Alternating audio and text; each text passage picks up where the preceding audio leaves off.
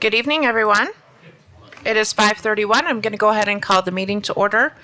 Our other couple board members are on their way and just a few minutes behind because of the weather. So as soon as they get here, we will recognize their presence, but we can go ahead and get started with our Pledge of Allegiance and acknowledgement of tribal land and salute to the flag.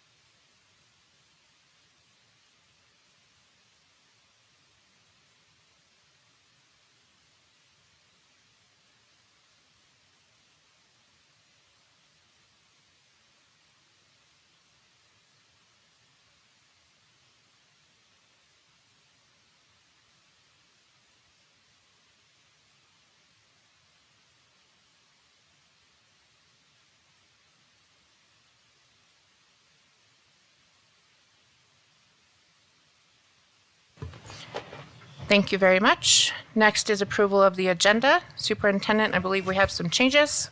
We do have a couple of changes tonight, Board President Bozay.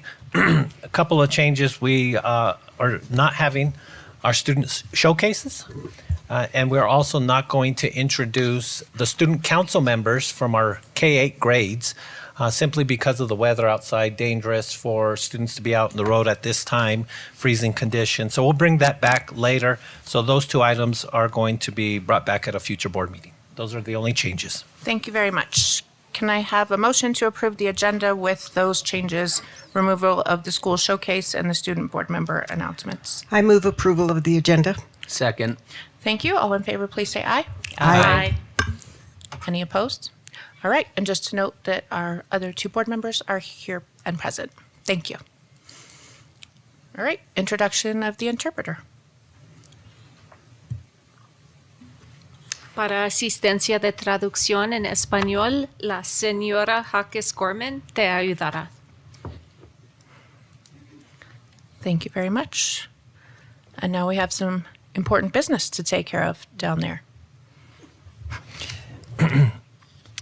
Yeah, so we are moving right into induction of our board members. We have the honor this evening of Judge Virginia V. Hill being present with us tonight, swearing in our re-elected board members. Judge V. Hill is a lifelong resident of Santa Fe High who grew up on Canyon Road when it was strictly residential. Her great-grandfather's horse stables are now galleries. A graduate from Santa Fe High, she continued her education and received a bachelor's, master's, and a doctorate as she continued her studies. As a member of the New Mexico State Bar, she has practiced law for over 30 years. You may know her as Commissioner V. Hill from her terms as a Santa Fe County Commissioner, but most recently served in the position of judge for the Santa Fe Municipal Court. And also just a piece of nugget, if I remember correctly, Secretary Abeta, you were county manager when Judge V. Hill was on the commission. And then also you and board member Gonzalez were both cheerleaders at Santa Fe High.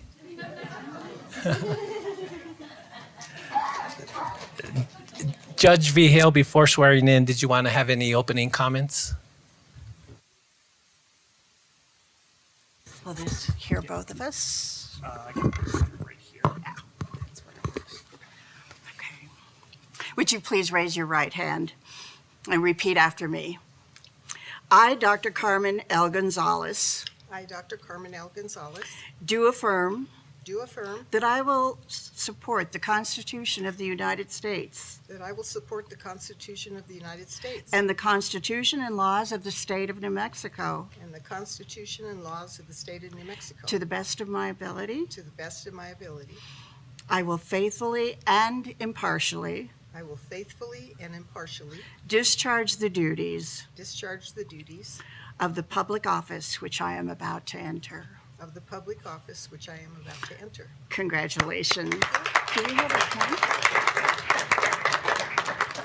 So you just need to sign it, and then I'll sign it.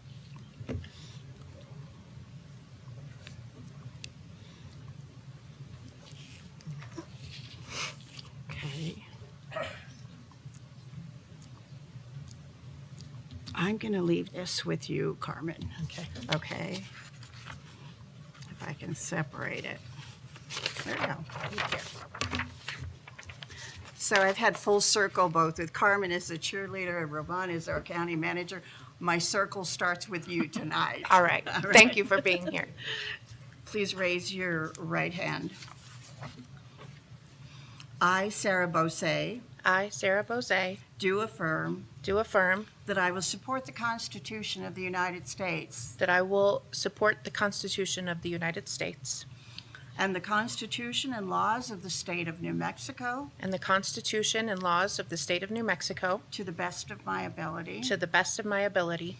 I will faithfully and impartially I will faithfully and impartially discharge the duties discharge the duties of the public office of the public office of which I am about to enter. of which I am about to enter. Congratulations. Thank you. Sarah, board member there. And I will sign it here.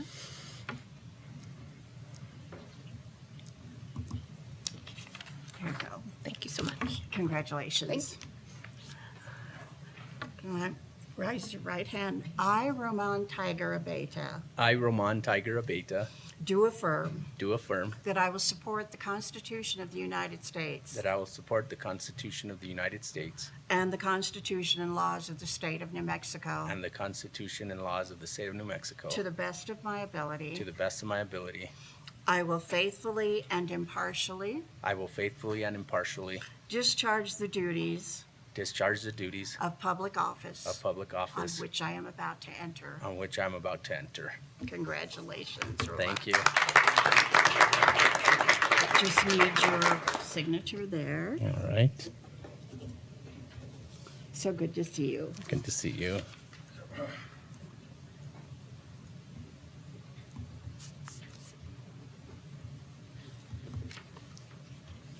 There you go. Thank you. Congratulations. Thank you. Thank you, Judge Vigil. Does any of the board want to make any comments about the newly re-elected board members?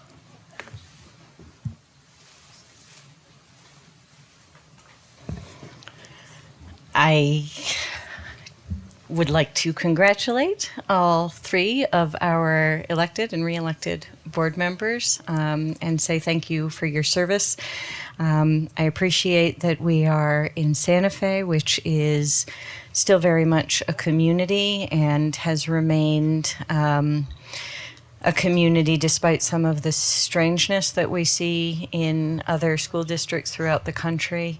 Nonetheless, having the courage to step forward and serve another term or a term in elected office is not a small thing. So most of all, I want to thank each of you for your commitment to the students and families and community in this district and your willingness to do this work for another term. Thank you for your service.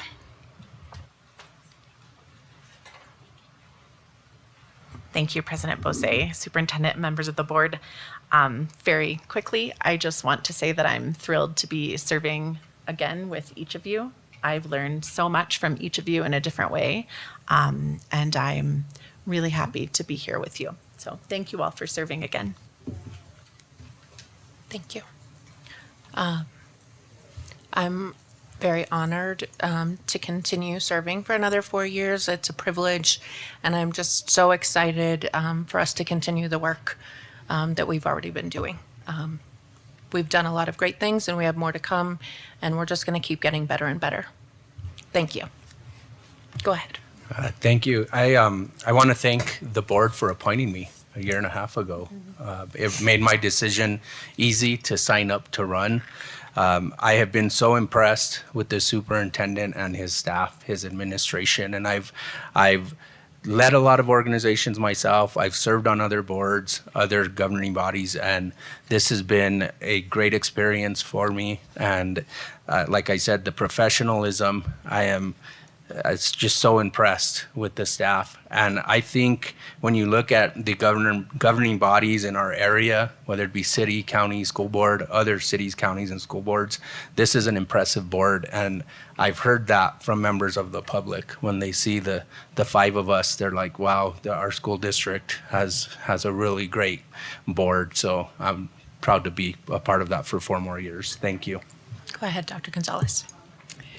I too am honored to be serving again. It's been a real privilege, and I too have served on a number of boards, and this is one of the better boards that I've ever served on.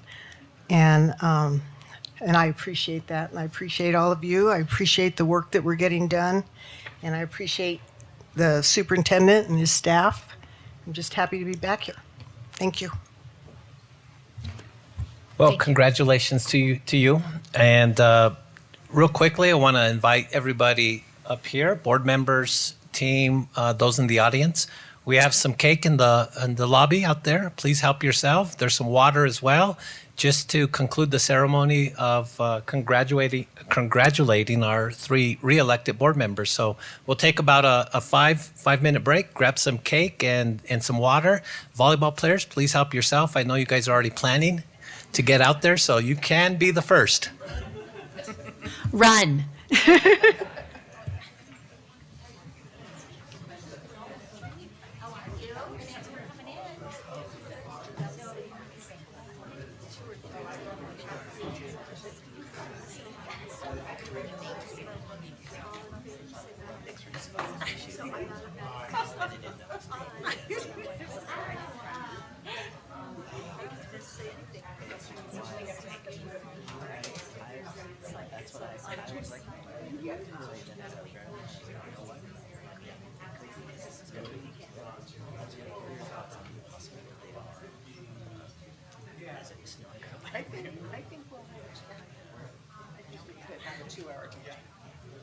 Just because the roads were so bad, even before that you back.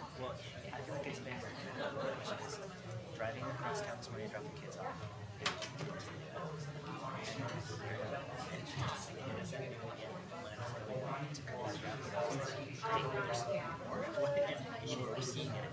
You're right, and I was gonna say, I slid a little bit on my way back. Because I thought, yeah, it was on a main street, and I thought, because I thought, oh, it's clear. But it's ice, clear ice. You can still see the,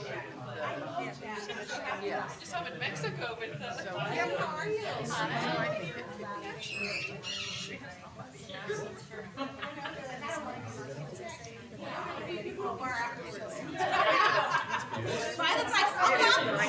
Susanna and not a man.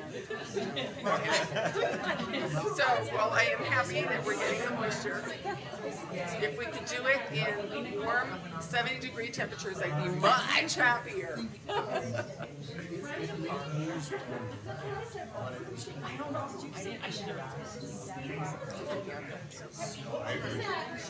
Yeah, born and raised. Born downtown. It used to be St. Vincent's, now Shingletown. And then I grew up in Venezuela and went to Peru. It's so wild. And to Vargas and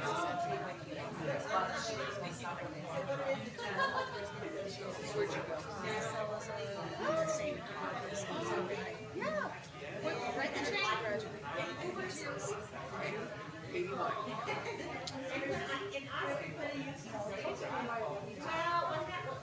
And then what's funny is I went to law school and graduated with a just because I another one. So I'm trying to. It does. It really is helpful. I practiced law here in Santa Fe at a firm that was down, used to be down by the. What's the big pink bill? The just kidding. Scottish Rite. The Scottish Rite.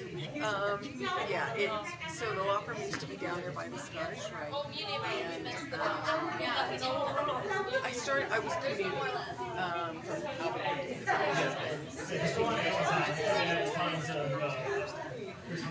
I was in Albuquerque for a long time, and then after I left, and then I started in education, and I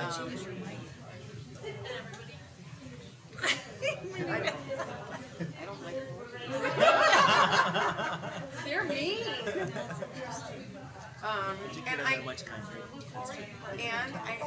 didn't, and I probably would have stuck with it, and I should have looked around to see something else. I was with a pretty pretentious law firm, and it was pretty aggressive,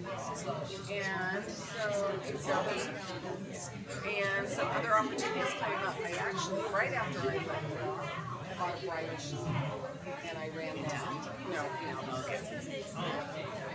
And then I went into education, and I loved it. I know, but I loved education. I'd always wanted to do actually education. My mom was like, no, she's been a teacher. She's like, no, you don't want to be a teacher. You need to do something else. And then when I went into education, I mean, I loved it.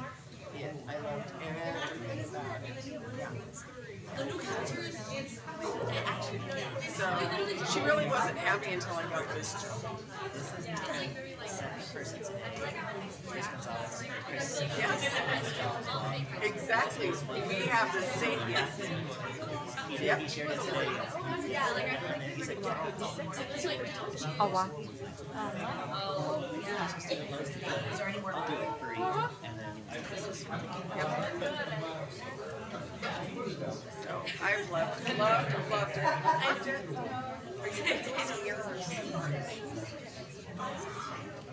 Now I do miss and when I need to call my either go to school or I'm at home,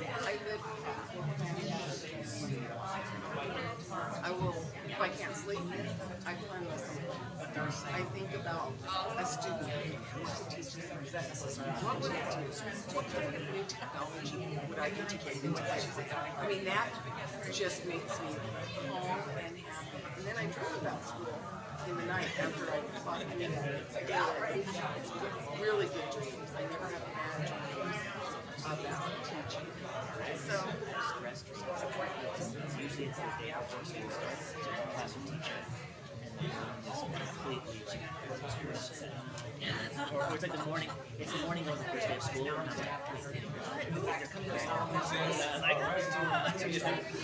those are my dreams. My stress dreams are about law school and practicing law. I went to undergrad at New Mexico State, and then law school. But no, my stress dreams are about not being ready for law school or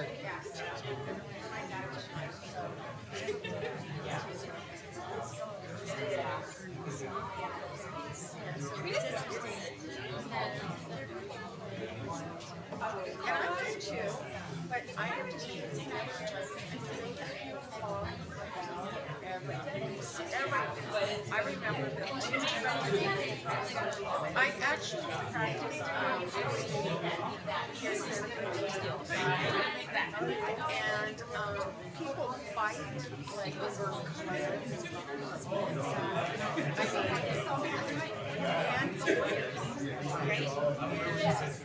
They fight over. I work in a bigger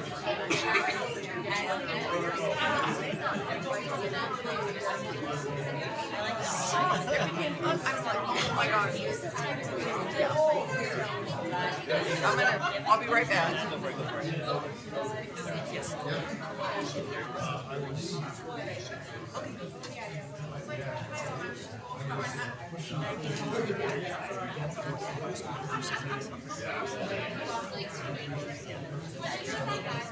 That's what I figured.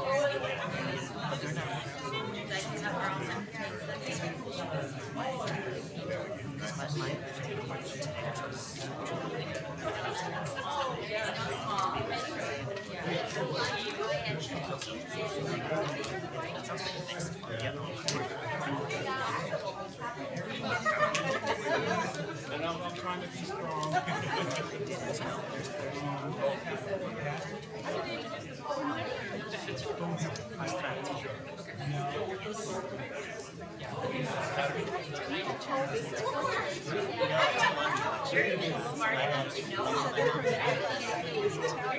No, I can see why. Yeah, no, it's my dad's from Colombia, my mom's from Ecuador, and there's been many famous restaurants since he was president in Colombia. All right, folks. We're going to go ahead and keep going here.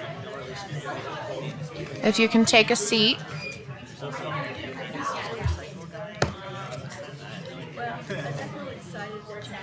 So happy to be here. Thank you.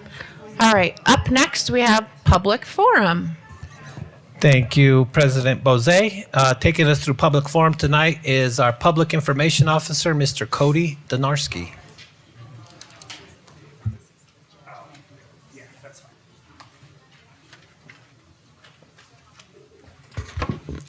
Good evening, Board President, members of the Board, Superintendent Chavez. There is no one signed up for public forum comment tonight. And no emails? No emails. All right. Well, that was easy. Thank you. Yep. I don't see the NEA union president in the obvious. She will not be here audience. tonight. Okay. So on to board announcements and follow-up. Do any board members have announcements? Yes. I just have I wanted to share, I received a phone call today from a parent. There was a concern with his student at Santa Fe High. And the reason the parent called though was because he wanted to compliment how the district handled the situation. Specifically,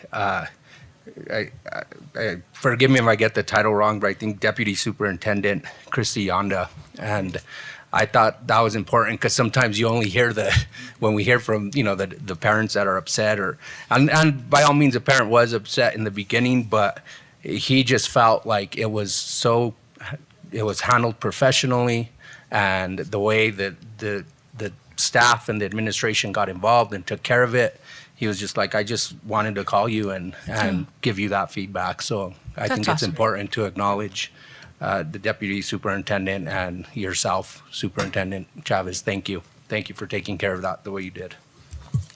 Thank you. Any other updates or announcements? All right. I attended a legislative town hall with two of our local senators and a representative on Tuesday night. The session starts next week, and so that was very informative to hear, especially around some gun legislation, safety issues. I know that's a concern for all of the board, so we'll keep a close eye on all of those things. And it's nice to know that they're hearing our concerns and working on things. So thank you again to all the board members who have worked on building those relationships throughout the year. All right, Superintendent, you're up. Thank you, Board President Bose, members of the board, those in the audience. Quick few announcements this evening. I think this is something we'll have to bring back as an updated policy, as board member Noble had been speaking to us about on the cell phone policy. First, it was introduced and adopted in 2007 and then amended in 2013. But there's still a lot of language in there that's outdated, such as beeper, pager, things like that, that's no longer in use. So that immediately tells me it's outdated. We did reach out to our middle schools and our secondary schools, and there's a lot of inconsistencies on how that policy is enforced. It's There's a page in the Code of Conduct as well. So I think this is going to take a little deeper dive into updating the policy, making sure it's uniformly implemented. One of the things I did hear from our principals is that it's hard to enforce.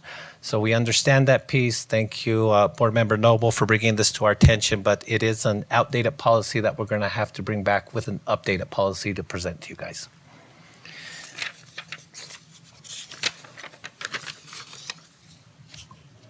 And then again, Dr. Neil Weaver is leading a district work group on AI, artificial intelligence. They held its first meeting today. And again, this is just the start of the process. It's a committee that consists of teachers, district staff, other individuals around Santa Fe Public Schools. And then the work group will consist of students, others that may not be with that committee as the student board members had requested to be part of this work. So that is ongoing. It just started. So we'll continue to look at it. And again, it's about proper use of it and how it can be an interactive tool rather than being a punishment. Okay. Then get to recognize the Santa Fe High girls volleyball team. Please stand up. The girls volleyball team finished with a 16-9 record, and as the District 5-5A runners-up, after getting the A seed, they went on to the state volleyball tournament to beat Albuquerque High 3-0 in the first round.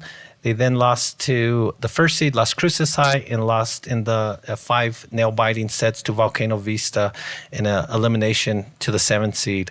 The girls were coached by Ricardo Sanchez, who has been with the program for a number of years.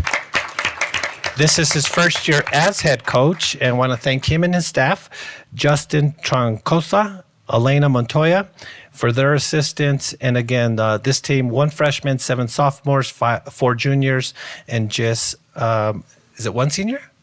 3 seniors, for, really having a successful season. I may be your bad luck because I went to your state games when you lost. So I apologize, but I was there. So again, I just recognized that when I was there, that those were the losses at the state tournament. So I apologize. He'll never be there again. So congratulations on a successful season, and hopefully next year we have a better seed.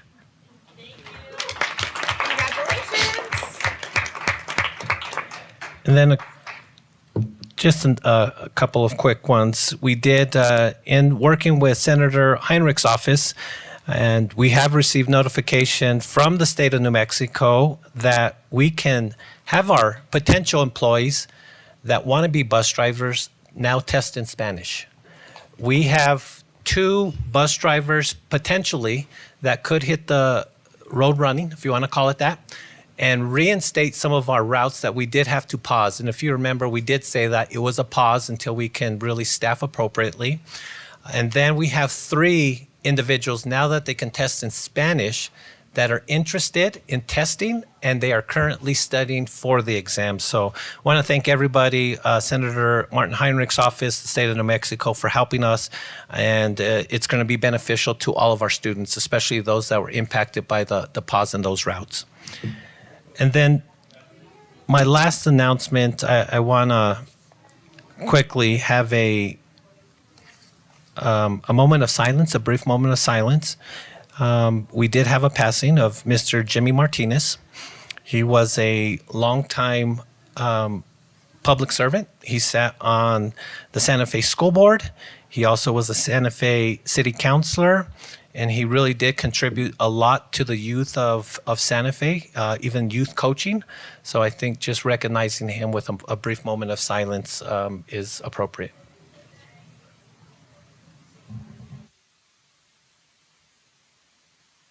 And that concludes my superintendent announcements. Thank you. Thank you so much, Superintendent. All right, on to our presentations. I believe that Dr. Garcia is here for our first one on reimagining. Yeah. Welcome, Dr. Garcia. Thank you, Board President Bose. And with us is Dr. Garcia. We all know her well. Did Board Member Noble want to say anything about this? This is a reimagining update on bilingual programming. I would just say thank you to Dr. Garcia for being here and for all of the blood, sweat, tears, but mostly effort that has gone into this reimagining work. I also really want to thank all of the members of the Reimagining Steering Committee. As we knew it would, there are lots of things pulling on everyone and school officials, and we have said from the beginning that we're going to have to continue to recommit to this. The longer I am working in this arena, the more in awe I am of the ability folks have to do strategic work while triaging immediate daily issues. And that is true of pretty much all of the members of the steering committee. So very appreciative of them, very appreciative of you, Superintendent, and the support that you've given and the collaboration with our Chief Strategy Officer, Dr. Garcia, on this. It really, every little bit adds up to something meaningful. And though this may not be a silver bullet to fix education forever and be the sort of shining city on the hill, if you will, that we all want it to be, there are many good, strong initiatives coming out of this work, and the bilingual education one, I believe, is one of them, and I'm just thrilled that we keep going and incredibly grateful to everybody who is making that happen. So thank you.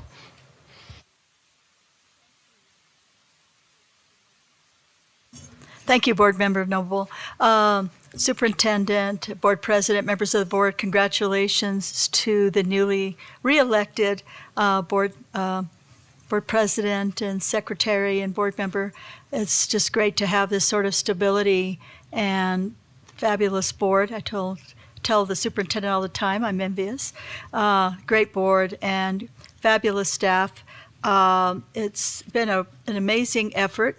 You will be receiving in the email from me, board members, in the next day or two, just a reiteration of the process of where we are, because it's always helpful to go back and look at, because you sort of get lost of where are we in this process.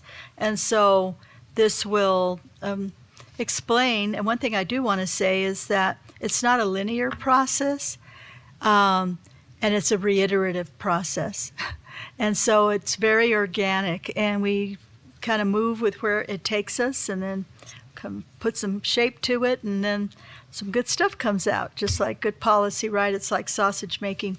So today is a discussion about board priority, Phase 2, Priority A, bilingual education. When we met in retreat, the steering committee over I think it was June, we had quite a bit of data, and we looked through that data and looked at the priorities. And bilingual education was something that we heard from our constituents, particularly our parents, as something that was important to them. And bilingual education has been a part of the Santa Fe Public Schools for a long, long time. So it's not that we haven't had those services, but we've had a confluence of events that have come together. We have, our deputy superintendent and executive director, Vanessa Romero, and executive director of language and culture, Daniel Pastrana. And with the input that we've had from the community on our inquiry phase, coupled with the work that has been happening, it's just a positive perfect storm, right, of this confluence of events to really create an opportunity for revitalization, a renaissance, recommitment to bilingual programming and strengthen it. And one of the things that I mentioned when we started this reimagining effort is that the district can't just stand still and not have any new initiatives until it comes out of reimagining. So it is a synergistic process, and we work together and we complement each other, and it weaves together very nicely, and I think you'll see that exhibited in tonight's presentation. So the following that you are going to hear tonight came out of a robust discussion at the retreat on challenges and opportunities regarding bilingual education in the district. And you can read the challenges on slide 3. I don't know who's driving for me because I'm not. Thank you. All right. So, those were some of the challenges that came up, and then opportunities on slide 4. I think you have a copy of this presentation before you, but I want to go to 5. So we want to think about this and hope that you think about this and our community thinks about this, that given the different factors that I've talked about, the time is now for a renaissance in bilingual education in the district. And we want to make sure that this is communicated to our community, that there is a commitment in our district for a stronger bilingual program. And you'll hear in a little bit that we want to see a K-12 program so that parents know that this is available. And there's a lot available now that we want to make sure parents are aware of. So if we go to slide 6, these are the next steps, is to strengthen the current bilingual program and what we're calling this renaissance. And we do that by clearly articulating the goals, having high quality instruction, which is a priority in the district generally, right? But we also want to make sure that a quality bilingual program has this high quality instruction and high quality instructional materials, and that there's a focus on schools that currently have bilingual programs and build to a 50-50 instructional model. And that means how the program is delivered. And you're going to hear some things in this presentation, and you're going to say, now what does a 50-50 instructional model mean? And what does 50-50 dual language mean? And what is a heritage program? So, drum roll, after my presentation, you will be hearing from the architect, the executive director, Daniel Pastrana, and under the supervision of Deputy Secretary Romero, of what all that means and what that means in its implementation, okay? So you won't be getting that technical stuff from me, but from the expert.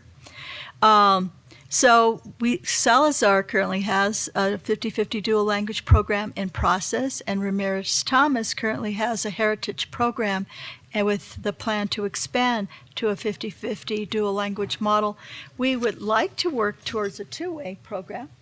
And this requires appropriate staffing because we know that from the research, those produce the best results. We could go to slide 8. El Camino currently has a K-8 dual language program, and Kearney currently has a heritage model and will maintain it. So what is the long-term vision for a robust K-12 language programming in the district? So currently Ortiz has a heritage program. The long-term goal is to enhance dual learning programming as a bridge to Capitol High School so that we do have a K-12 continuum. Capitol, Milagro, and Santa Fe High would develop a dual language strand, so to speak, because staffing is very difficult. And at a minimum, we'd like to see a strand, at least, for the core content areas, such as ELA, for sure. And that they will determine, I think, what are the appropriate content areas to have this strand. Can we go to 9? What is really key in all of this is communications and public relations. And this is also part of a greater effort for Santa Fe Public Schools to become more competitive, to help address dual enrollment, and for declining enrollment, and for parents that are not aware and go shopping for alternatives because they don't realize what we have in the district. So communicate, communicate, communicate. You see that on A, B, and C, right? Communicate and educate the public of currently what's in place. Communicate often enough through various strategies the benefits of bilingualism. And you'll hear more about that in Mr. Pastrana's presentation. But cognitive development, capacity just, your brain power, right? If you have dual language, improved educational outcomes and employability. And I believe I read in some of the research, even delaying dementia, right? In having a second language. So there are so many benefits. And I think for some of our families who experienced discrimination for speaking a second language, they often didn't teach their children to learn a second language, and the benefits are clear. And communicate that bilingual education programs are available via the lottery process. Some people don't know that they can put in for a transfer request, and if there's space, they don't even have to go through the lottery, they can just transfer. So this is something that we want to make sure currently, right now, people are aware of. With that said, we want to address the language learning needs of all students whose dominant language is not English. So we have students that come to us with a language that is not English or Spanish. And so we want to increase the number of TESOL endorsed teachers. We also want to increase the number of enhanced English, and there's an L missing, language development teachers. Okay, and the district has their own in-house certification program for this enhancement, kind of a bridge to TESOL endorsement. And those strategies are so helpful to all children in their English language development. So it's helpful not only to the non-English language speakers or predominant English language speakers, but for all students. Slide 11. There have been some misconceptions, and I even had a misconception for a long period of time, that there were teachers who were certified as bilingual educators who were receiving the stipend and not actually teaching in a bilingual program. Well, when we actually looked deeper into this, we found that the data show that there were 284 stipends are paid this school year, which included bilingual TESOL and translation services. 96 teachers are using their bilingual endorsement and received the $3,000 stipend. 4 teachers, and they're not using their bilingual endorsement, and 22 are educational assistants who received $1,200. So it's only 4 teachers that are not using it, but they're also not receiving the stipend. So the problem that we thought was there is not, and that's good news. Slide 12. So we recommend from the steering committee that the Board of Education pass a resolution supporting the renaissance of bilingual education in the Santa Fe Public Schools. This will further the work of the district to respond to the Yazzie Martinez decision and enshrines the work of the Reimagining Initiative, which demonstrates the board and administration's responsiveness to stakeholder input. So the resolution will come to the board at the next meeting, which I believe, I don't know what the date is, in 2 weeks. And with that, I can stand for questions if you have any. Or comment? Board members have questions? Yes, go ahead, Board Member Noble. Just to say, this has come up, and Dr. Garcia is good of reminding us of the process, which is not linear. And we did do a lot of investigation in the first year, and we're moving into our action time. Well, we've moved into our action time on reimagining, even though we continue to get ideas and input. And this bilingual work and initiative, I'm very excited. I have had the opportunity to see a draft of the resolution, which is looking very good. And it almost seems just so completely obvious that this is a good value proposition for the Santa Fe Public Schools for so many reasons, and we'll hear more about them next, but including that this is good for brains, being bilingual, and that there are a lot of jobs and professional opportunities for people who are bilingual, particularly in this state. So in a way, it almost feels sort of too obvious, but those are often the best things. And this is something that feels so good, has come up so strongly through the engagement process in reimagining, and has consistently been embraced and generated energy at the Reimagining Steering Committee. So I'm very excited for the Santa Fe Public Schools to announce to the world that bilingual education is a priority. I do hope we pass this resolution, and that we make this an integral part of our identity, because it fits really well. Cheers to that. Dr. Gonzalez.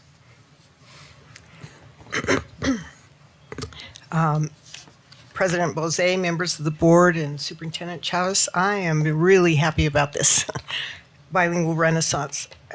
I'm sure you know that people my age, we were punished for speaking Spanish in school, and it did a disservice to a lot of us. I mean, I had to work really hard to get my Spanish back, and that's not right. And, you know, I just think all of the cognitive things, the money that you can make, all the benefits of being bilingual. And in the United States, we're kind of ridiculous with the English only. You know, I met some people from Europe the other day, and they were talking about they're doing some construction on a house, and they were talking about how the contractors, some of them are Hispanic, some of them aren't, but none of them speak Spanish. And they're just shocked because in Europe, everybody speaks multiple languages, and they don't understand how that happened here in New Mexico, but it did. Thank you. Thank you. Thank you. I do have a question, but I first wanted to say thank you. I'm also really excited about this. I participated in one of the focus groups last spring around reimagining, and we had a really robust discussion about bilingual education. And, you know, I grew up in schools here. We learned kind of some basics. We always counted and learned the alphabet and said the pledge in Spanish and did all of those things. And it was a really good foundation. And I was sad to learn that my kids are not having that same experience. Even just, you know, the basics. Hey, there are other languages. This isn't it. There's a whole world out there. And now I'm working professionally in an arena where 80% of the people I work with are primarily Spanish speaking. And so I'm teaching myself as an adult, and I would love for more of our students graduating to be able to navigate the world a little more easily, having those skills and that empowerment. So thank you. Fully supportive.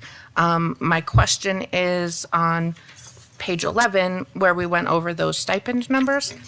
I'm just a little confused. I'm sure that I'm not understanding something, but the 284 stipends are paid this school year. Those numbers just don't quite add up, and so I was.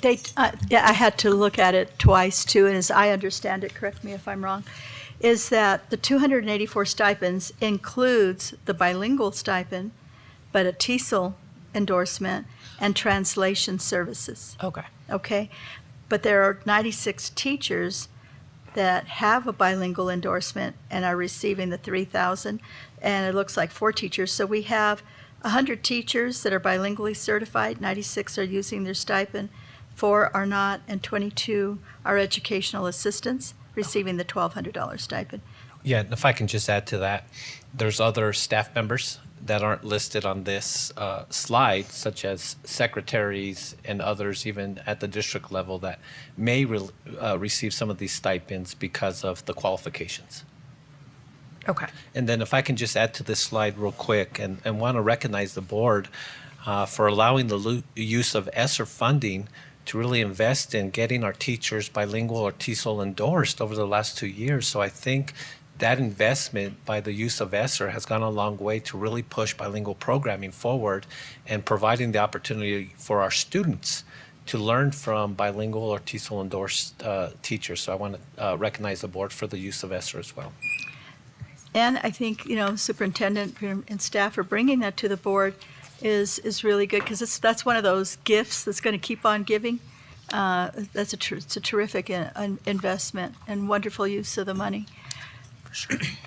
Yes, Vice President Anderson. Thank you so much. I just have a couple of comments. Thank you so much for moving this forward, and thank you to Board Member Noble for your involvement in the reimagining process, and to everyone on the steering committee for being part of this. I just echo what my fellow board members have said. It's so important. I hope that, you and I have talked about Indigenous education too, and it's my hope that we can also have more folks involved in Indigenous languages. I think that would be really incredible. Santa Fe Indian School has great programs. Obviously, it's a different population, but there's just so much richness there. And I'm here learning, like Dr. Gonzalez, learning my ancestral language as an adult, which is hard, So it would be, I know there's might not be like a critical mass now, but I think it would just be great as we move forward. May I speak to that? May I speak to that point, Yeah. if I may?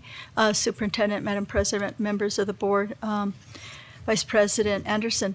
So my former hat, a long time ago, when I was secretary, when we looked at certification for Indian education, trying to figure out, well, how do we make that happen in terms of language?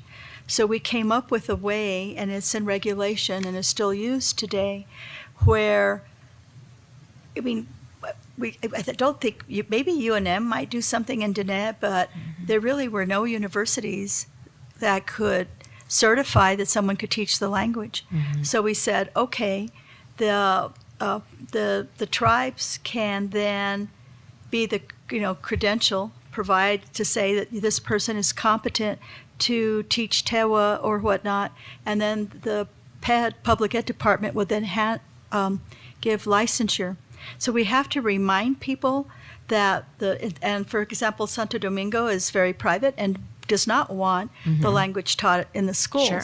but other tribes might, and it's really then they just have to get the credentialing from the tribe, and the public ed department will issue the license, and then they can teach in the schools. I think that's so So wonderful. we just need to remind people that is there. Yeah, absolutely. Yeah. That leads me to my next comment, which is for the board and the superintendent. Well, mostly for the board. I think and I'll also speak to the conversations that we've had, Dr. Garcia, about transportation and about serving Indigenous students, is that a lot of what we need to do is communicate to people what we have available, that we have a lot available. Our transportation system has a lot available. That we offer a lot of services to Indigenous students, and that we have incredible bilingual education. So I think maybe as we're setting our board priorities, that it might be ideal, especially as we set them for the budget, that it might be ideal to talk about the way that we fund, and I'm saying this as a communications professional, the way that we fund communications infrastructure in the district and center that, because I know that our communications professionals in the district are just working so hard and doing such a good job. So I think that's really important. If I could just add to that. Yeah. Thank you, Board President Bose, Vice President Anderson. That's something that will hopefully come from the reimagining work. Oh, great. Is some kind of communication marketing plan. So that is part of this type of work. It's just hasn't been brought forward yet. That's great. That's fantastic. And then I just want, Can I I'm sorry. add to that just on that point? Having thought a lot about this, and I don't disagree, and I could be wrong, but I actually think, and this is where we've talked with some private foundations about funding. I think that is a better place than us for budget priorities. It's really complicated for me to want to put money to communications. Sure. As much as I am also a communications Yes. professional at my core, because we are foundationally an educational institution. Sure. So I really hope that we can find private partners who can help us fund communications, PR, the things that we need, but in a way that can feel more palatable than the school district. And in some ways, many governments are not set up to be great communications machines. We have a lot of communication we need to do in very, day-to-day ways with students and families and staff members, but how we talk about what we do, what our value proposition is, how we market our goods, if you will, is complicated for a public educational institution. So I think this is a really important thing. We've spent some time thinking and talking about it. I think we need to do it. My hope, again, is that our private sector partners will step up. That's great. That sounds like good work for the board to be working on too, for sure. And then I just wanted to say I'm really excited to see the Midtown schools as an opportunity. My kids go to Nava, and my kindergartner is really excited that everyone at her table speaks Spanish. So everyone at her table in kindergartner is a monolingual Spanish speaker. But not all of the staff, necessarily speak Spanish, and there's not a bilingual program there. And so having a bilingual program, I think she's learning some Spanish, like some social Spanish, which is great. And, and some folks some of the educators in her classroom do know Spanish, which is great. But having something there, and I know it's a staffing issue and it's also a small school, but, I can just see the opportunity there and at EJ and at Kearney. And, my third grader also has some monolingual English speakers in her classroom. She has a lot of monolingual English speakers in her classroom, but she has a number of monolingual Spanish speakers as well. And it's just so cool for them to get to interact. And I think it would be fantastic to have, some of those programs in Midtown serving the families who live there, especially as the Midtown campus expands. And hopefully we have more families in Midtown. Thank you. On the topic of schools where our kids attend, I wanted to mention that they rolled out a Spanish after school club at El Dorado after years of work, thanks to tireless dedication from one of our beautiful volunteers in our community, Denise Ratmund. And she sits on the reimagining committee. She also is on the audit committee, and she has worked on this for years and finally rolled out. And the two groups that they started with were so full that they started a third group. So even in schools that might seem like unlikely embracers of bilingual education, there's a big appetite for students to be doing that, even outside of the classroom time. So thank you to everyone who helped her and for her to doing that. It's awesome. And both of my kids at El Dorado participated in that. My freshman in high school at Santa Fe High is taking Spanish. We are all learning Spanish together right now. It's very, very fun. Yes. I just want to piggyback on that, which is that Denise's child, Sasha, when there was a dual language program at Kearney, attended that program at Kearney and really loved it. So I think that has definitely driven her excitement for bilingualism. Pues muy bien. Any other questions, concerns for Dr. Garcia? Well, thank you very much for the opportunity. Thank you to everybody. I want to apologize to Mr. Pastrano, and I don't know if you're going to be presenting with him or not, but I'm trying to catch a train at 6:45, so I'm going to have to leave. But I have seen the presentation several times, and you're in for a real treat. Thank you all. Thank you for very being much. here and for all of Appreciate your it. work. And we'll We be back. appreciate you. I'll be back with the resolution. Thank you. Okay. All right. We have our next presentation. All the drum rolls. All right, President Bozé, members of the board, Superintendent Chavez, it's my honor to introduce Daniel Pastrana. He is our new Executive Director of Language and Culture, and he's here supported by Suzanne Hawkes Gorman, who has been in the district for many, many years, retired and came back as a bilingual coach. She was a bilingual teacher, principal of a school. And I just want to say, I myself came from a family where my mom got punished for speaking Spanish. And so in college as an adult, I had to learn Spanish. And so became bilingual certified. I was also a bilingual teacher, primary grades, but I am passionate about it as well. And I think bilingualism is just an asset for all of our students. I'm super excited because Daniel is the expert, and he's going to go into detail on the research, different language models, professional development, what we currently have, and celebrate those programs, but then also look at implementation for just revamping some of our programs. So thank you. If I can just add, I was recruiting Daniette from, where were you at? You were on vacation, no cell phone service. We were going back and forth when I was trying to recruit him back to the district. Welcome. Thank you for so being much. here. Thank you. Madam President, members of the board, Superintendent Chavez, thank you so much for the opportunity to be here. It really is a pleasure to be able to speak to something that I've dedicated this marks 21 years now of bilingual education in my career.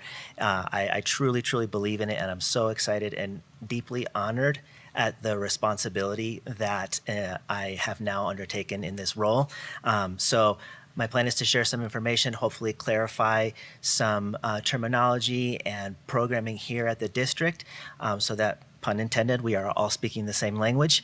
And please feel free to ask any questions as we go along, although I will have some time at the end to answer any questions as well. So with that said, we're going to break this up into 4 sections, do some quick dive into research on bilingualism and its benefits, then look at bilingual programming and SFPS, and I will add that we're going to focus primarily on elementary, but I will touch on secondary. Talk about our current plan for supporting and growing our bilingual program in conjunction with the reimagining work, and then we'll close out with some questions. Of course, like a good teacher, I want to have some goals and outcomes for us. And so really is to build a common understanding, like I said, that we're all speaking the same language around what our bilingual programming is here in Santa Fe, understanding the research around all the benefits behind instruction and the benefits of bilingualism, and then take a look at some of our short-term and long-term plans for supporting our bilingual programs here in the district. So let's jump into some research. Dr. Garcia mentioned before the many benefits of bilingualism. I won't read them all here, but it really is fascinating now that you can actually look at brain scans of a monolingual child and a bilingual child side by side, and their brains are literally physically different. So some of the ones that really stick out to me are ability to switch between tasks very easily, improve cognitive skills, improve memory, and improve decision-making skills when one is bouncing back and forth and making meaning across languages, making connections across languages. The brain is firing very rapidly. Of course, there's other benefits too, like denser gray matter, literally denser gray matter in our brains, preventing dementia, as Dr. Garcia mentioned. And so these are all of the things. And of course, there's also many more beyond just the physical brain, but we wanted to highlight those. Some of the more popular research that we often see cited, this particular study is from Thomas and Collier, 2 experts in the dual language field who did a longitudinal study over 11 years tracking students who were participating in different program types. And these were all emergent bilingual students who were coming into school with a different language other than English and participating in different program types. They looked at students who were participating in an English-only program, in a dual immersion program, and we'll get into some of this terminology in a moment, in what we call early exit programs and ESL services. And the findings overwhelmingly showed that over time, when given sufficient time, sufficient support, and strong instruction in 2 languages, students who are coming from a background of learning English as a second language outperformed their monolingual peers over time. And this study looked at schools that were all over the country, both urban, rural, charter, public, and tried to really sparse this out in a way that showed it. And it's really, for that reason, it's very often referred to And again, the key things for the success behind this are the time for students to develop that second language, having a well-structured, well-supported, and properly staffed program. Jim Cummins is another expert in the field of dual language, and he really argues and shows that additive bilingual education is the way to best serve our emergent bilingual students because it honors home language and it gives students the opportunity to keep that home language and make connections to and transfer knowledge so that they can acquire that second language, in this case, English. And he also points out that this takes time. We know that learning a language takes a minimum of at least 7 years. Thankfully, best case scenario, we have our students for 13 years here in SFPS, so plenty of time to do that. So we'll take now a look at what are our bilingual programs looking like currently. And again, we're going to zoom in specifically on elementary, but I wanted to first speak to the state-approved programs. So every year, all of our bilingual programs apply for a renewal or for a license to have their program. We have a total of 5 models in the state of New Mexico that the PED approves.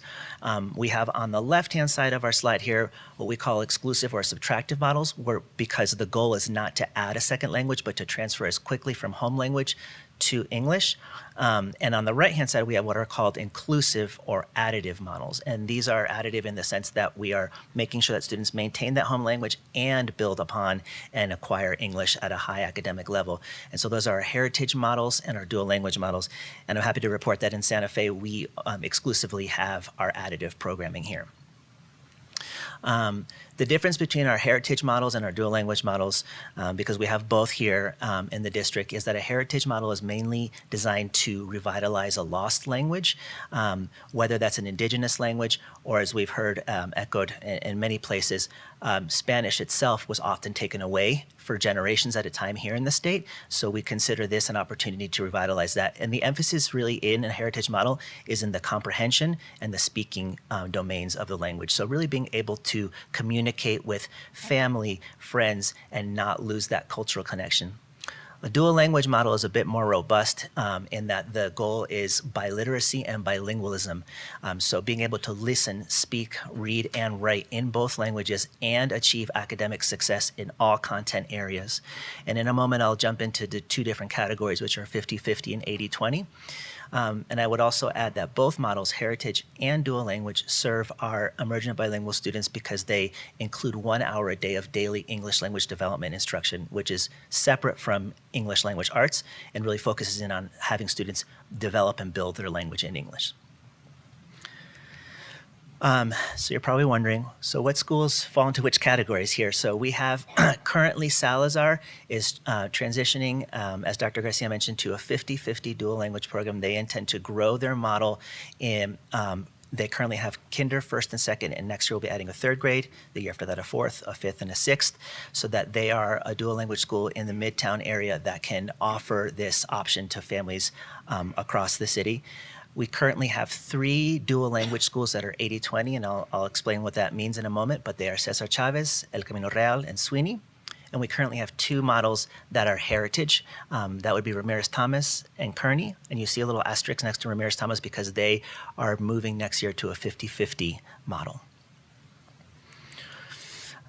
You've heard me mention 50-50 and 80-20, so just to be really clear what that means, in a 50-50 model, students who are participating in this program receive from kindergarten through their time in elementary school and beyond instruction, equal amounts of instruction in English and Spanish. So if I were a kindergartner and I were entering a 50-50 program, I would be learning to read and write simultaneously in both languages, and I would have content areas split across both languages. So I might have math in my first year in Spanish and science in English, and that might switch the next year to provide an equitable amount of instruction.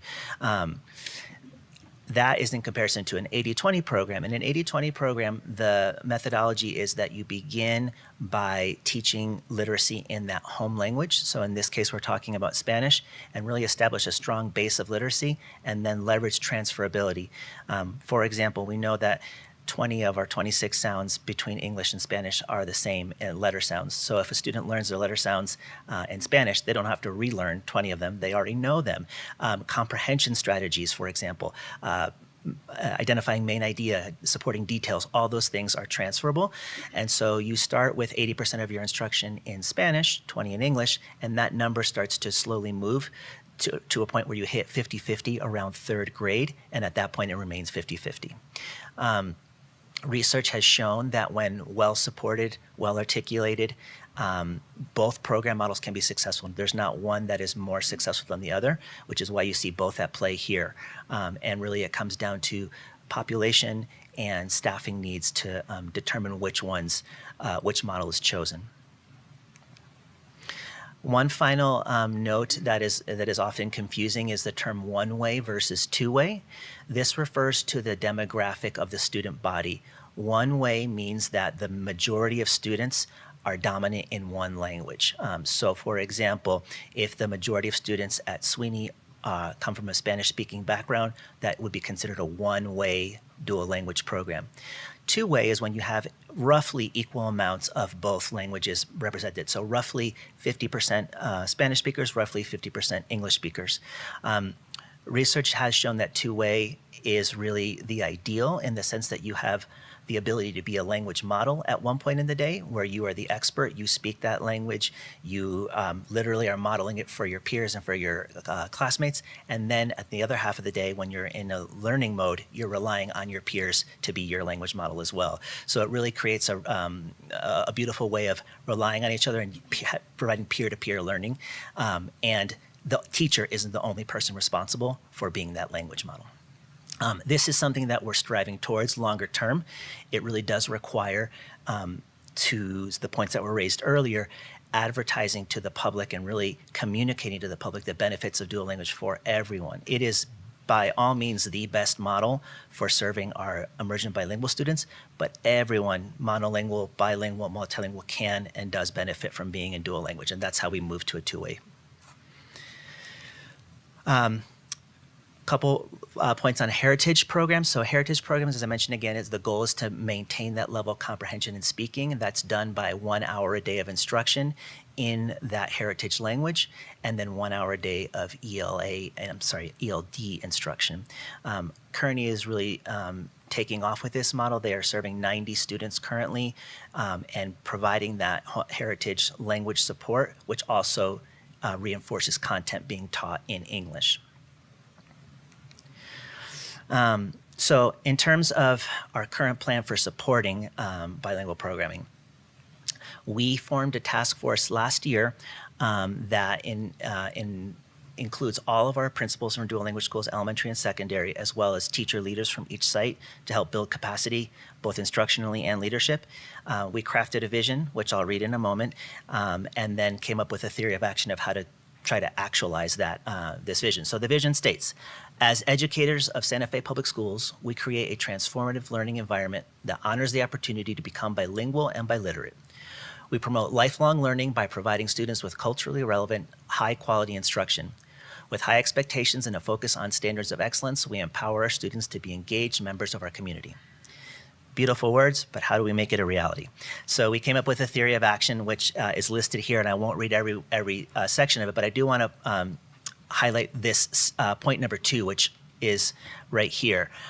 We decided that this was going to be our focus for this school year, for the 23-24 school year, and it reads, and it was a series of statements that if we do this, and then this, and then this, then we'll reach our goal, our vision. So this says, and if we leverage consistent use of SFPS's priority standards in English language arts, English language development, Spanish language arts, and Spanish language development, and use high-quality instructional materials for core instruction and assessment across all schools in all subject areas that are culturally relevant and linguistically relevant, then we will start getting closer to achieving that.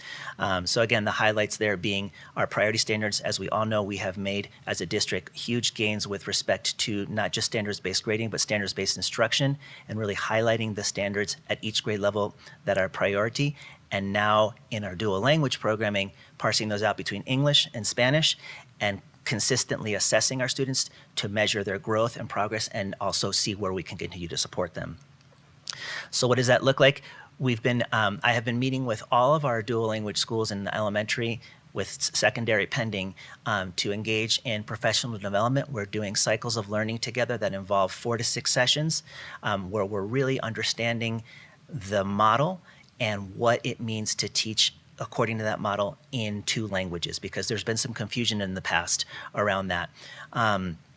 And so this involves us coming together to have these sessions together, and then going into the classroom and modeling what does this look like to provide standards-based instruction with priority standards, and have high expectations for our students to be producing language in both English and Spanish with our high-quality instructional materials that we adopted. And it's been a really big aha for both leadership and teachers to see this happening with their own students. And then the most exciting part for us is seeing that come to life and take off on its own. We continue to meet as a bilingual and biliteracy task force, and we're currently focusing not just on instruction, but also on assessment. So next steps, continue this professional development cycle and really think about ensuring that we have full staffing for our bilingual programs to minimize combo classes. In the coming school year, one phrase that has been coming up a lot is making sure that our programming drives our staffing, not our staffing driving our programming, so that we can provide the ideal program model and give our students the opportunities for success.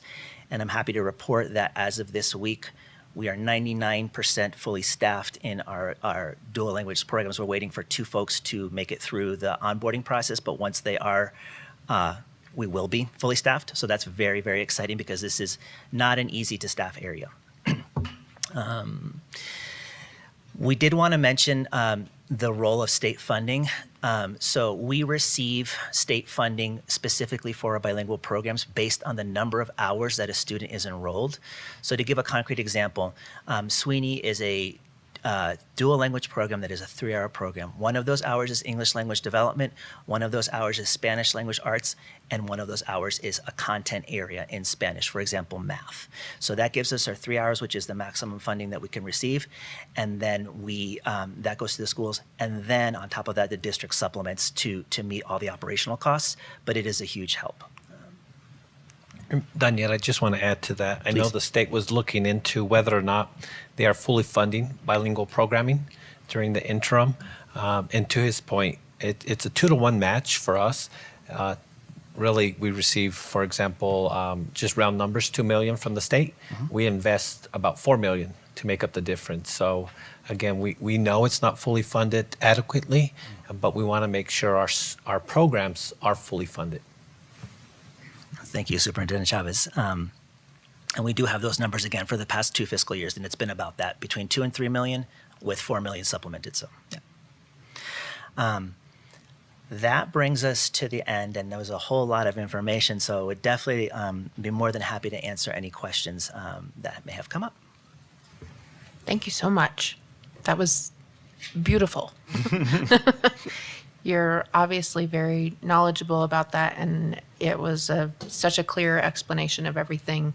I think we're all more knowledgeable for having heard it. Questions, comments? Yes, Vice President Anderson. Thank you so much, President Bose, Superintendent, members of the board. First of all, that was just a really good PowerPoint. It looks great. Exceptional. I have just a few questions. I can go kind of through the slides. My first question is just generally, can students enter the elementary bilingual program at any time? Oh, cool. Yeah, That's really fantastic. question. Let me clarify a little Okay. bit. So students can, the best practice, and this is something that we actually want to write and put into policy, in a dual language or bilingual program, the ideal time to enter is kinder, first, or second grade. Why? Because the brain is literally a sponge at that time, and I'm sure we've seen students or children who are exposed to another language pick it up extraordinarily quickly, much faster than us as adults trying to learn a language. Beyond the second grade, given that language has been developed now for 3 years and that content is being taught in the language and it's scaffolded so that everyone can access it, it becomes a little bit more difficult. So it requires simply a parental agreement and a commitment to sticking with it, because what is detrimental would be putting someone in that situation and then pulling them out that same year or a year later. So it really is understanding the commitment to and the academic challenges that come with starting a little bit later. But yes, That makes sense. I have a friend whose children are in a bilingual program, and she received feedback, just hang in there until after Christmas break and it'll all gel together. She was so nervous about the first semester. Yes. And then, so I think a parental agreement sounds great. I did have a question on, it's just specific to a school on slide 11.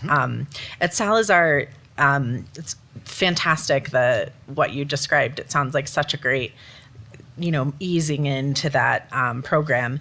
Do they receive, I think you said kinder, first, and second are doing 50-50? Correct. Do the other grades receive any heritage language services? Great Okay. question. So they were doing that. They're now reapplying for this next year to be full dual language, so that those grades will be phasing out, and they will not necessarily be receiving a heritage model, and they're going to focus their staffing on dual language. But the good news is Kearney, which is not that far away, does offer that. So we want to really pitch this to the community as there are many options. What works best for your family and for your child, and we can help through the lottery process or otherwise situate you in the best case scenario. So That's very cool. I represent both of those schools, so it's Excellent. exciting to hear. Yes. It's exciting to hear about that. I think that this question was mostly answered with moving from the 80-20 model to the 50-50 model, but it is in an 80-20 model. Do the English language learners and monolingual English speakers, are they receiving sort of the same it seems like it would be two different, really hard to teach.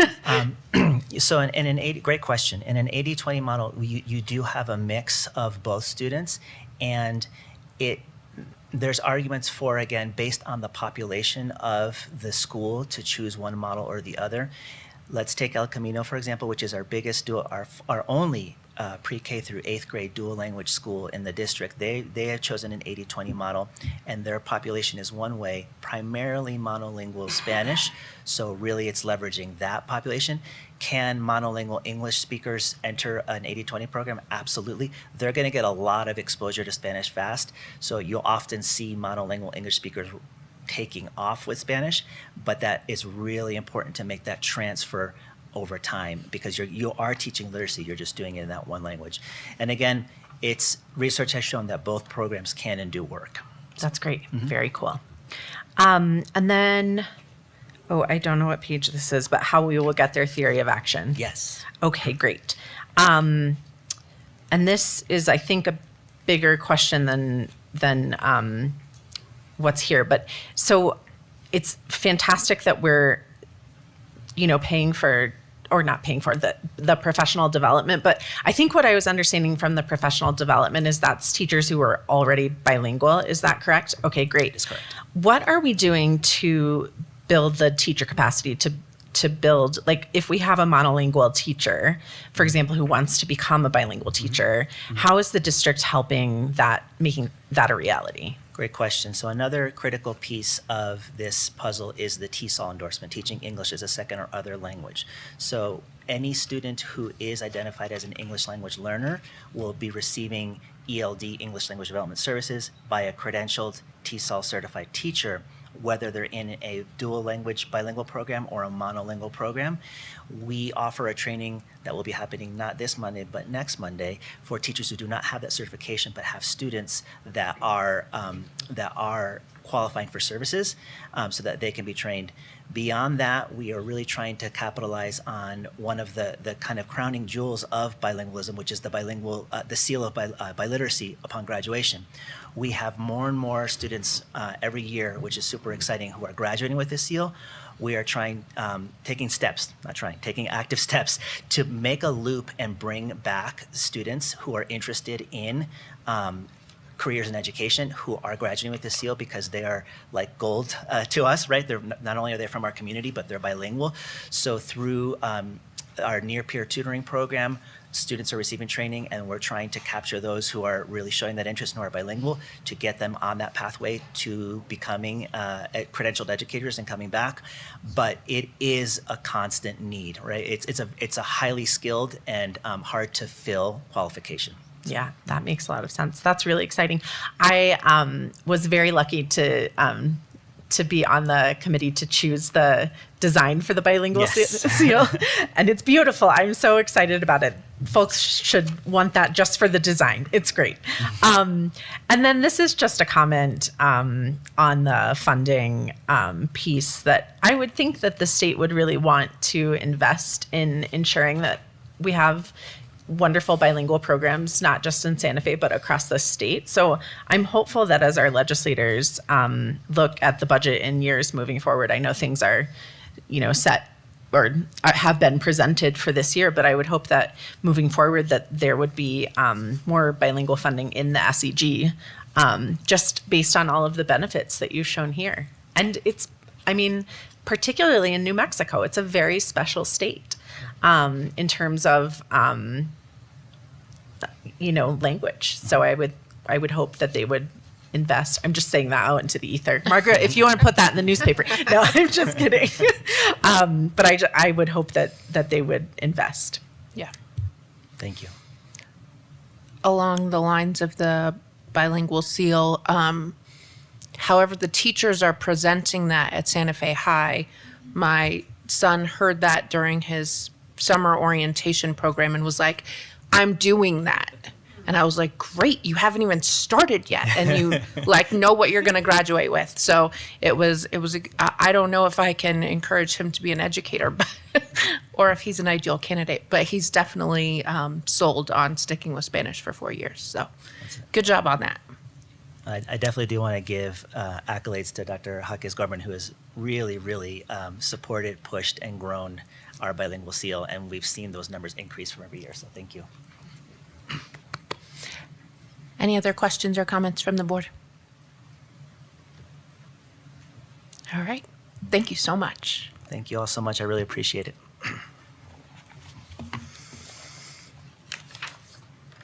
We are moving on to our action items. Our consent agenda. Is there anything on the consent agenda that board members would like to consider separately? And if not, can I have a motion to approve? I'll move to approve. I was trying to beat the secretary. Second. All in favor of approving this consent agenda, please say aye. Aye. Any opposed? All right. Now we have board discussion and possible action. As we were reminded at our December meeting, this is the first meeting of January, where we do our board organization and our election of president, vice president, and secretary for the coming year. Yes, Vice President Anderson. I just want to throw out there, anyone can take or leave. This is just throwing out there. We had talked with board member Noble when she was stepping to the side as president after, was it 43 years as president? Okay. A multiplier of 10 during COVID. Yeah, exactly. Sort of rotating this, and I think it's a good idea. And I also think I saw how hard it was to be president and run for office at the same time. So I would like to not do that. So I don't know what your plans are, but if they're not to do this, just so the public knows, we can't talk about this before the meetings. So I just wanted to throw out there, if we're planning on doing a rotation, I would be interested in hopping into that rotation. Thank you. And I'm happy to stay or go or move around. So whatever is the pleasure of the board. Yes, Board Member Noble. I do think a rotation is good. I do think there's learning to be had in every office. And I had similar thoughts that, Vice President Anderson and I are mid-cycle, so we'll need to decide to run or not run in 2 years. So I guess I do think for Vice President Anderson to do a term as president next year, or this year rather, would be a good year, because she'll have to run the following year. And I think it's not ideal to be president in a year that you're running. Lame duck is a whole other thing if somebody decides not to run, but we can cross that bridge when we come to it. So I would support the vice president being our president this year. And so if there are no other comments, I guess I'll go ahead and make a motion, because this is always my least favorite part of our board meetings. It's awkward and weird, and I've done it a lot of times now, but I'll go ahead and move that Sasha Anderson be our board president for 2024. I'll second that.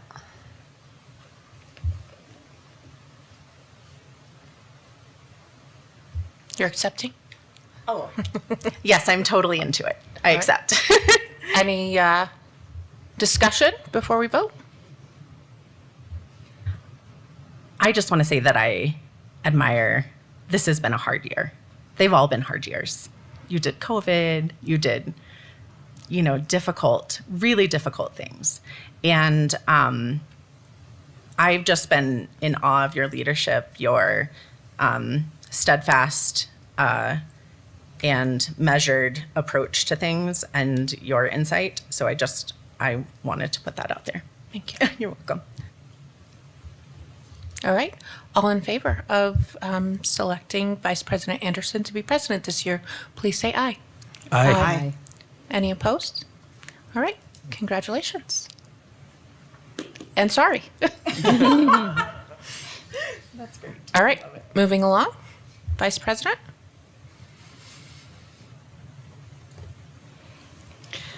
I mean, what we've done in the past is to see if anybody has interest in these offices. And, I suppose there is a natural thing that used to be, I think, more enshrined when I entered the board, that there was a rotation every year, and that it moved through the offices. So by that logic, Secretary Abeta might be vice president. But again, I think that it also is nice for anyone to express interest in various offices. If I was nominated, I would accept it. I will move nomination of Secretary Abeta to the office of Vice President. I will second that. Any discussion? All right. All in favor of Secretary Abeta becoming Vice President this year, please say aye. Aye. Any opposed? All right. Congratulations, Vice President Thank you. and Secretary.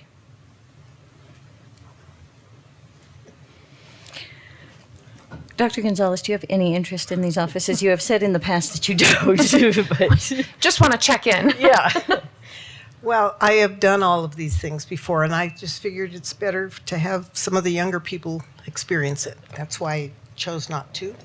But I could serve as secretary. Just to be clear, Dr. Gonzalez, I have more gray hair than you do, so.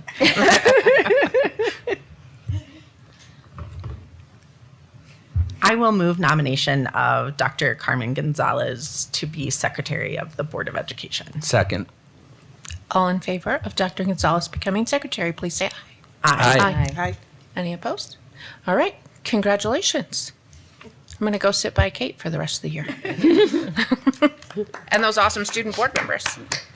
Congratulations, They everyone. are pretty fun over here. Yeah. I've gotten to sit by everyone but Kate. I got to say, I have missed sitting by you this year. Well, now we get to sit by each other again. Yes. Congratulations to our new officers. Thank you also for your service in that capacity on this board. Thank you. I call sitting next to Kate in 2025. Sorry, Board Member Noble. Sorry. All right. We are moving on to advanced planning. Oh, is there anything else that anyone would like to bring up under board discussion and possible action? Could I ask a question? Yes, of course. I know that we talked about approaching, celebrations surrounding fiestas well before the next year. And I just wanted to be reminded, President Bose and Dr. Gonzalez, you all were going to take the lead on that. Is that how did I remember from that meeting correctly? I believe that was discussed. Okay, cool. And I think that that group is still meeting on a regular basis. Awesome. And I just attended my first meeting yesterday. Awesome. And do we have some Indigenous representation in the group? Vice President Anderson, yesterday's meeting, and it could have been because of weather, whatever it may have been, we had very few individuals show up. So we're going to resend out the invites just to remind people. But yeah, yesterday was maybe 3. Dr. Okay. Gonzalez? There wasn't many. Got it. It would be amazing if folks who are working on the issue, you guys know a lot of people, so if we could work to kind of make that not necessarily even representation, but just Have representation. a robust representation. And that was discussed yesterday about others that could join the work group. So That's great. That's been a conversation. Great. I'm really excited to see what grows from that. That's all. All right. Any other board discussion and possible action? Okay. I think we can move on to advanced planning, the first of which is our Saturday board retreat, 10 a.m. Next Wednesday, we have CRC. We're back here in 2 weeks, and 2 weeks from Saturday, we have our superintendent evaluation, and I believe the superintendent has these beautiful self-evaluations already. Gotta love those educators and the way they show up with their beautiful PowerPoints and presentations here. Good report. Board President, Yes. I just want to thank the superintendent for the evaluations with so much time before our meeting. This is going to be great to have time to look over. I also want to note that it's about 350 pages. So, no, I'm really excited about reading this, and I really appreciate you doing a self-evaluation. I thank you. Ditto. I'm loving your numbers tonight. All right. Is there anything else before we adjourn? All right. Thanks for being here on this snowy night. Everyone, please drive safely. I'm Yes. sorry, one thing. Yes. I am quite sure we all know this, but what is in here is personnel. It's confidential. Don't leave it on your desk. It is between us and the superintendent. Your desk, your car. Yeah. Yeah. Thank you. See everyone on Saturday.